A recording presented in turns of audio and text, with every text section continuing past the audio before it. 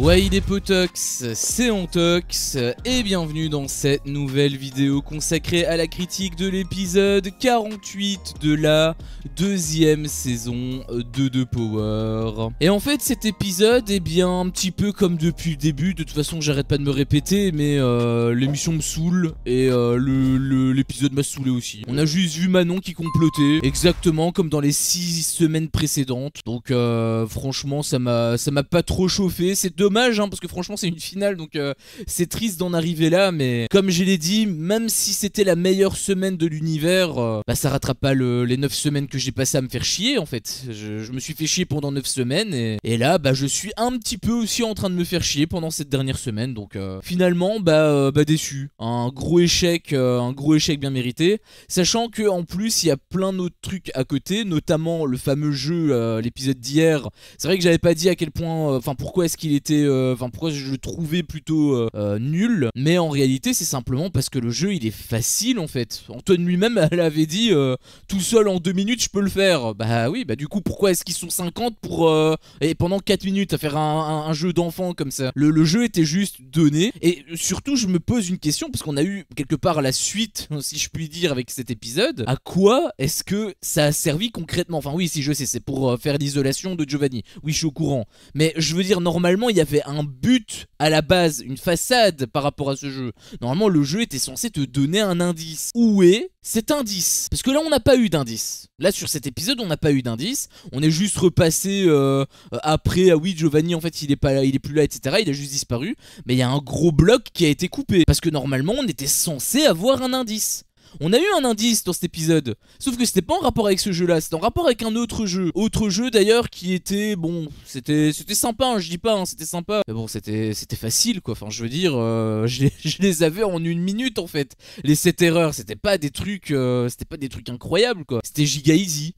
Et du coup bah Mélanie, puisque c'est Mélanie qui avait joué, Mélanie elle a gagné très facilement, donc il n'y avait pas vraiment de tension dans un premier temps, et dans un second temps bah on a eu l'indice, ok d'accord on en a eu un ici, mais il en manque quand même un. Où est l'autre indice du jeu précédent là, avec les ballons?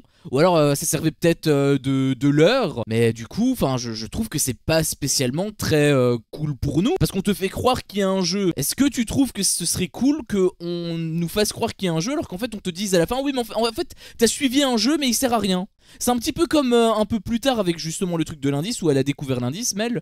Apparemment c'était elle qui était censée être isolée. Et du coup t'avais la lumière qui était éteinte, etc. T'avais vu une séquence à côté. Et en fait tu te rends compte que c'était juste du bullshit. C'était une blague. C'est comme ça que Delta l'avait présenté, c'était une blague.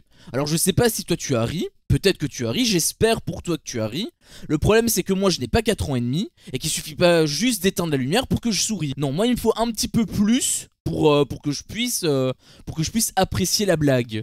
Et là en l'occurrence, j'ai pas vu de blague, j'ai juste vu une perte de temps en fait. L'épisode était court en plus, hein. L'épisode il faisait même pas 40 minutes générique inclus, il faisait genre 35 minutes. Donc l'épisode était très court. Mais le fait de combler avec des trucs comme ça, des trucs qui en fait est faux, littéralement, bah moi ça me plaît pas. Déjà on te cache sous le tapis tous les trucs qui sont faux, et justement c'est peut-être pour ça qu'ils le révèlent pas, parce qu'ils savent peut-être que ça va faire un scandale.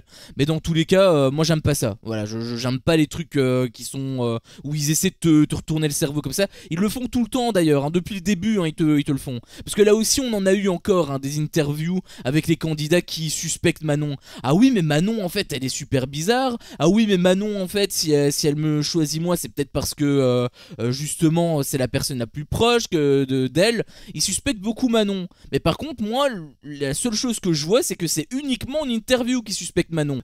Dans le jeu il y a personne qui suspecte Manon. Il y avait Antoine à un moment donné qui parce qu'en fait il y avait des séquences qui étaient un petit peu lunaires, je veux dire quand Mélanie elle a trouvé l'indice, donc quand elle a récupéré l'indice, donc c'était un loup en gros, elles ont fait un truc mais qui m'insupporte depuis le début, et sur cette semaine c'est encore pire qu'avant, parce que autant les autres semaines on savait qu'elles étaient en alliance, on sait qu'elles étaient en alliance, donc on était sûr qu'elles allaient jouer ensemble, tu vois, on le savait. Par contre ici ça n'a aucun sens qu'elles jouent ensemble alors qu'elles sont censées ne plus être en alliance. C'est chacun pour sa pomme, c'est comme ça que ça a été vendu au tout début de la finale. Premier épisode de la finale, on n'est plus ensemble, c'est chacun pour sa pomme. Et finalement il se passe quoi? Bah Mélanie gagne l'indice, elle le révèle à Manon, et elles font une stratégie pour embrouiller les autres. Et Mélanie, elle suit comme ça tranquillement, elle se dit pas, bah tiens, c'est quand même bizarre que Manon veut duper tout le monde. C'est un petit peu bizarre quand même. Elle se dit pas ça, non, elle suit le rythme.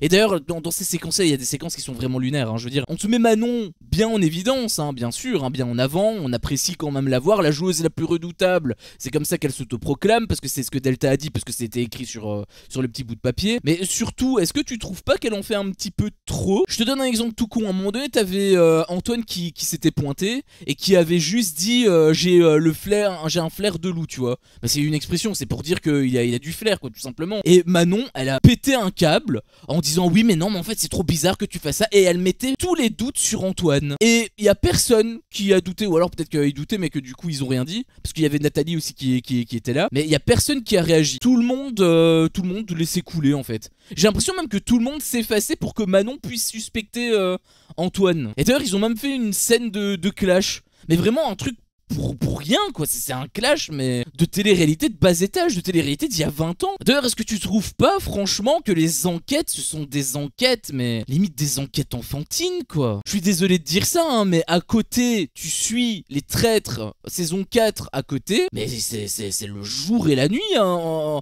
en comparaison, hein. En fait, t'as juste des séquences où Manon joue, et le reste suit. C'est tout ce que tu as. Et je sais pas si pour toi c'est intéressant, mais pour moi ça l'est pas. Pour moi ça me fait chier, on l'a déjà vu 1 milliard de fois. Moi je suis persuadé que ça va être elle qui va être la gagnante. Et si c'est elle qui est la gagnante, bah je vais juste me dire ok, bah je le savais. Et je m'en bats les couilles en fait. Ce sont les seules choses que je vais me dire. Et d'ailleurs j'ai un petit peu réfléchi aussi pour le fait que voilà, c'est un peu bizarre qu'il y ait 7 candidats en finale, que la moitié du casting littéralement est en finale. Et en fait bah, je me suis dit attends, mais c'est clair que si tu es power player par rapport à cette semaine-ci, bah c'est tout bénef. Parce qu'en fait t'es power player, donc ça veut dire que les autres joueurs, en gros, ils ont une chance sur 6 de trouver le power player. D'un point de vue statistique, hein, je parle. Alors que s'ils étaient 3 par exemple, bah, ils auraient eu qu'une chance sur 2 de trouver ils auraient eu une chance sur 2 de trouver le power player. Donc ça veut dire que Manon, elle aurait eu 50% de chance de perdre. Alors que ici, en n'ayant qu'une chance sur 6, bah ça veut dire qu'elle a 5 chances sur 6 de gagner. Et donc une chance sur 6 de perdre seulement. Donc les probabilités sont en sa faveur, même dans cette situation, tu vois. Et après on va me faire croire qu'elle est pas du tout avantagée. D'ailleurs c'est ce que Maxence avait essayé de nous faire croire, hein. Il disait, moi au début je pensais que le power player était avantagé, mais en fait pas du tout, il y a tout le monde qui est sur ses côtes. Bah, il faut juste réfléchir d'un point de vue statistique, t'as une chance sur 6 de perdre, et t'as 5 chances sur 6 de gagner. Donc si, en réalité, il est ultra avantagé le power player. Et surtout Manon. Surtout Manon au vu de toute la semaine. Parce que je suis désolé, comme par hasard c'est elle qui est power player la semaine où Maïsen est censé intégrer le jeu.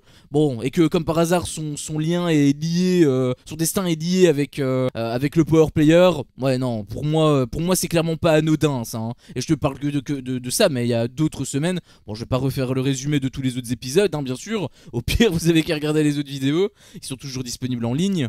Mais pour moi je suis persuadé que c'était scripté. Je suis persuadé que c'était scénarisé, je suis persuadé que la prod veut mettre Manon en évidence, et je suis persuadé que ce sera Manon la gagnante de The Power. Habituellement je suis pas comme ça, hein. Habituellement je suis extrêmement détaché par rapport justement aux apprentis aventuriers. Il y en avait beaucoup qui disaient oui en fait c'est évident que les grilles ont été avantagés. Bon, je les soupçonne quand même un petit peu, mais je suis pas sûr à 100%.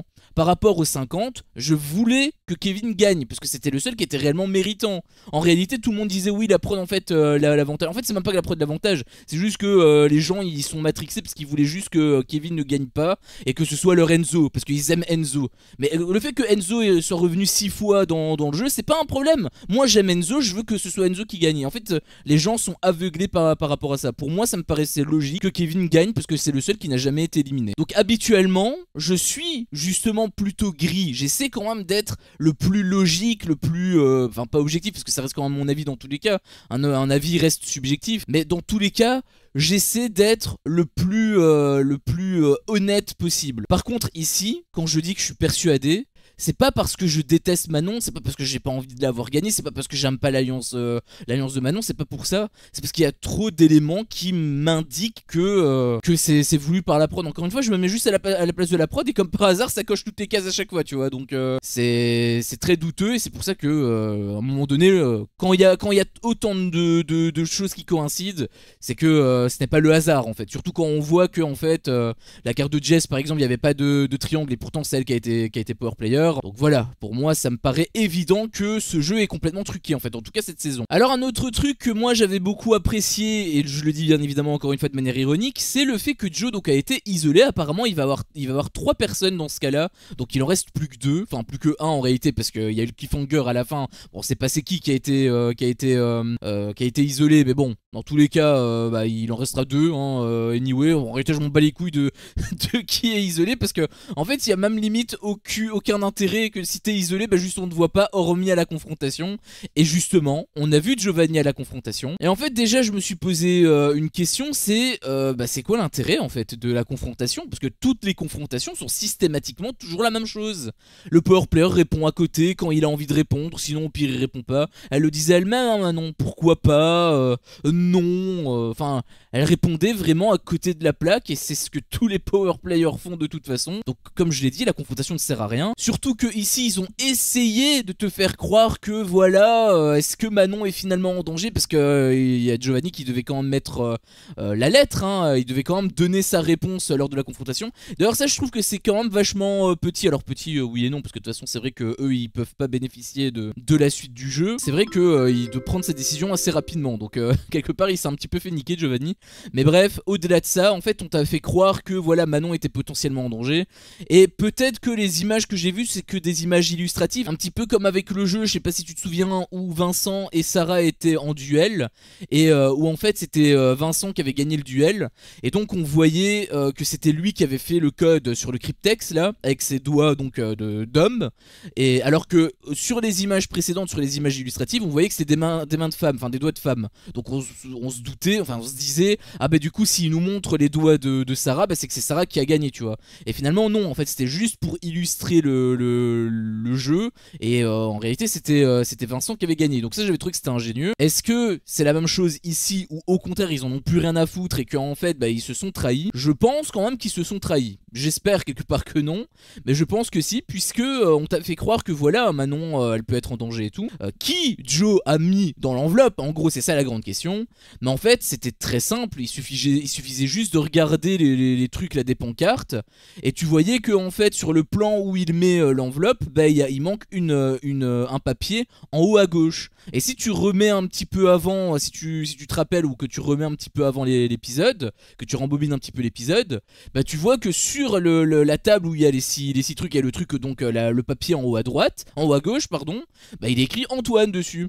Donc en fait logiquement, bah Joe a juste mis Antoine en fait, il a pas mis Manon. À moins que, encore une fois, ils ont voulu nous berner et du coup ils ont fait la même stratégie qu'avec le duel entre Vincent et Sarah, auquel cas je trouverais que c'est quand même plutôt bien fait. Mais bon, je pense pas de toute façon qu'il ait mis Manon, hein, dans tous les cas, même malgré ça, je pense pas qu'il mettrait Manon. Mais dans tous les cas, voilà, je pense qu'il a mis Antoine en fait, tout simplement. Donc en fait, bah il y a pas trop de suspense, hein, ils essaient de t'en mettre, mais en fait il y en a pas en réalité. Et d'ailleurs justement j'en ai parlé, l'alarme a sonné pour donc avertir qu'il y avait une personne qui était isolée. Quelle était cette personne? C'est le gros cliffhanger de l'épisode. Alors toi tu penses que ce serait qui? Moi honnêtement, bah ça me paraîtrait logique que ce soit Antoine. C'était sur elle qu'il avait le plus de doutes. Elle avait tenté de faire un petit peu cette stratégie là avec Giovanni, en disant que voilà, sur qui Joe était, il était sur Maxence et Nat. Du coup c'est peut-être pas anodin. Voilà, en gros c'était un petit peu sa stratégie. Bon,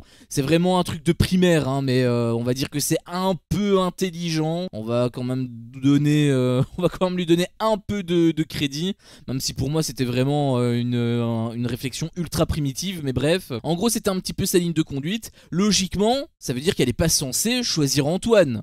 On est d'accord, normalement elle est pas censée choisir Antoine. Mais qui est-ce qu'elle va choisir? Est-ce qu'elle va choisir Mélanie? Parce qu'on avait vu une séquence avant où Mélanie elle disait qu'elle allait tester Nat pour voir si c'est elle qui est isolée. Donc je te fais le scénario, en gros Mélanie elle teste un petit peu Nat pour voir. Et finalement c'est elle qui est isolée pour justement induire Mélanie en erreur avec Nathalie. Et toujours faire correspondre avec sa ligne directrice à Manon sur qui était Mélanie. Ah bah, elle était sur Nathalie. Honnêtement ça pourrait être une possibilité. Moi je le voyais gros comme une maison, mais je pensais qu'on allait quand même avoir la séquence avant, la séquence où elle pose des questions à Nathalie. Je pensais qu'on allait la voir avant, mais bon, on sait très bien qu'ils aiment bien les mettre les flashbacks et révéler à ce moment là.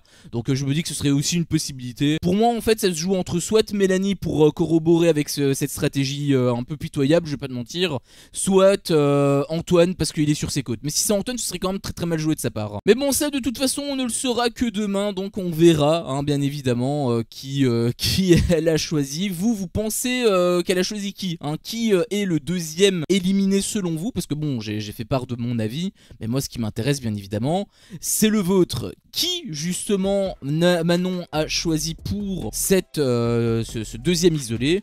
Et également, ça c'est bien évidemment le truc qui m'intéresse le plus, est-ce que vous êtes d'accord avec moi? Qu'avez-vous pensé de cet épisode? Est-ce que vous êtes d'accord avec moi ou non sur certains points? Si c'est le cas, si vous êtes d'accord avec moi, n'hésitez pas à liker la vidéo, ça me fait toujours extrêmement plaisir de toute façon. Et dans le cas contraire, si jamais vous n'êtes pas d'accord avec moi, ou au contraire que vous êtes quand même d'accord avec moi mais que vous voulez ajouter certaines choses, corriger certains de mes propos peut-être, ou simplement appuyer des arguments que j'avais mis en évidence, eh bien n'hésitez pas tout simplement à me le faire savoir dans l'espace commentaire. Si jamais mon contenu vous plaît, je vous invite également tout simplement à vous abonner et pourquoi pas à activer la cloche pour ne louper aucune de mes autres vidéos. Merci à vous tous pour votre visionnage et je vous dis à la prochaine pour une prochaine vidéo. Ciao.